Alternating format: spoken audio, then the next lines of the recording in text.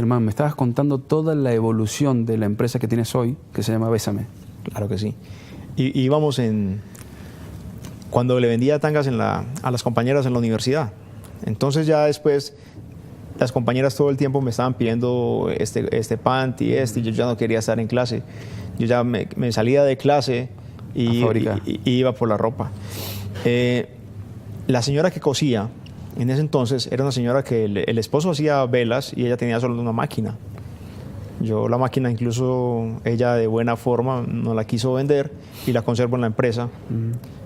Y ahorita más tarde les voy a contar qué vamos a hacer con esa máquina. Pero la verdad es de que comencé con esas personas y yo hacía todos los procesos de la empresa. Yo era la persona que llevaba a cortar la tela a un lugar, luego llegaba y diseñaba las tangas yo mismo. Cogía un lápiz y una hoja y hacía algunos diseños y los nombres que le colocaba a la ropa eran los nombres de alguna amiga mía. Les colocaba, esa era la referencia de la ropa. Y yo me encargaba de marquillar la ropa y poner la etiqueta, de empacarla, de venderla, de cobrarla. ¿Hacías todo? Claro que sí. Cuando uno está empezando, cuando uno tiene ganas en la vida de salir adelante, tiene que ser capaz de hacer cualquier labor sana y buena. Yo, aproximadamente cuando tenía 18 años, me fui de mi casa, me fui a vivir donde mis abuelos.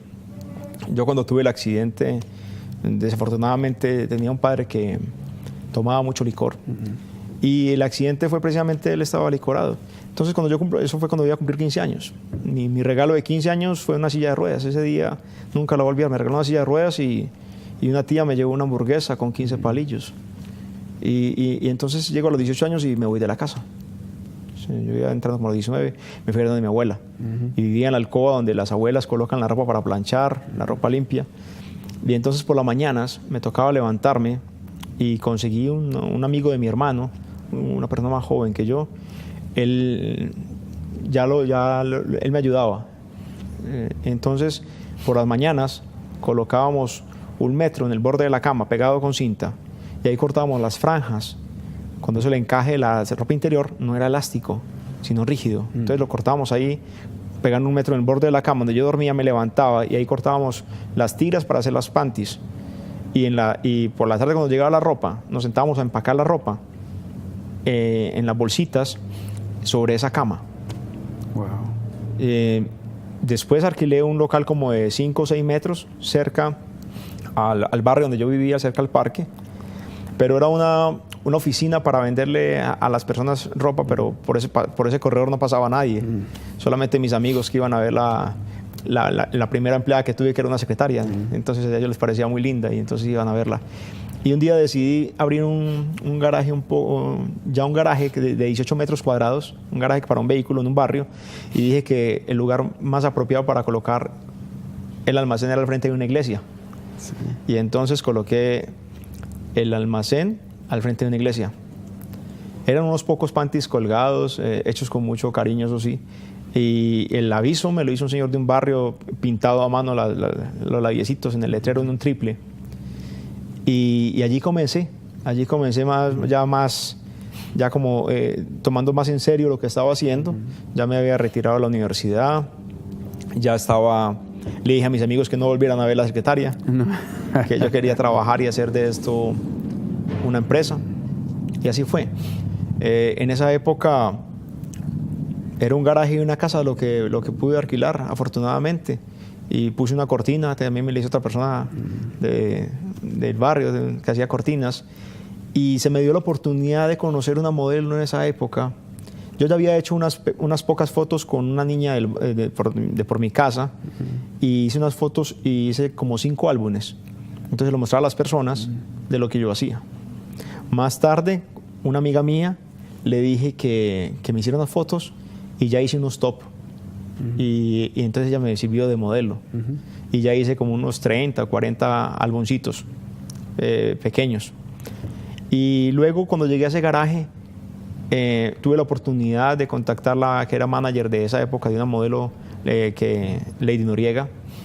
Y entonces, en ese momento, compré unas fotos, le tomé unas fotos con mis productos y los puse en el almacén, puse una fotografía grande.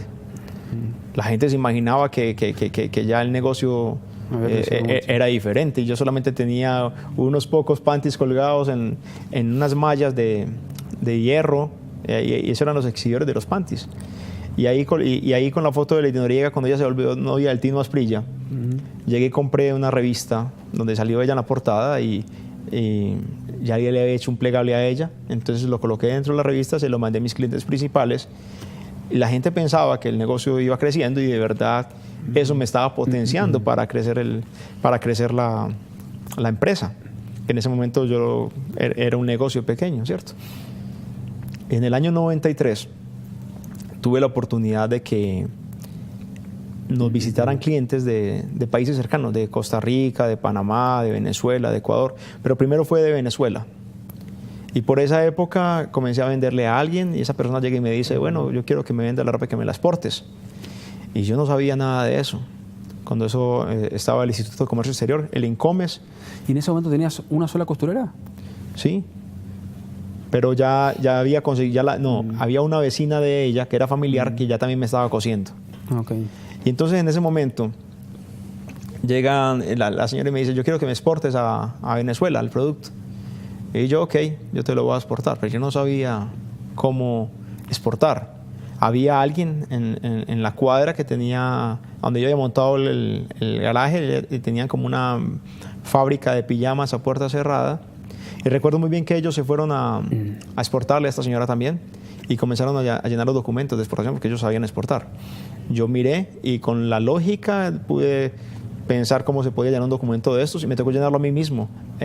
Yo recuerdo que yo había estudiado mecanografía en el colegio, entonces me sirvió mucho para llenar el documento porque había que llenarlo a máquina y tenía que hacerlo yo mismo y hacer los cálculos y todo, y logré hacer la primera exportación a Venezuela en el 93. Germán, cuando hablamos del corte, me encantaría que me cuentes la magnitud que tiene el negocio hoy.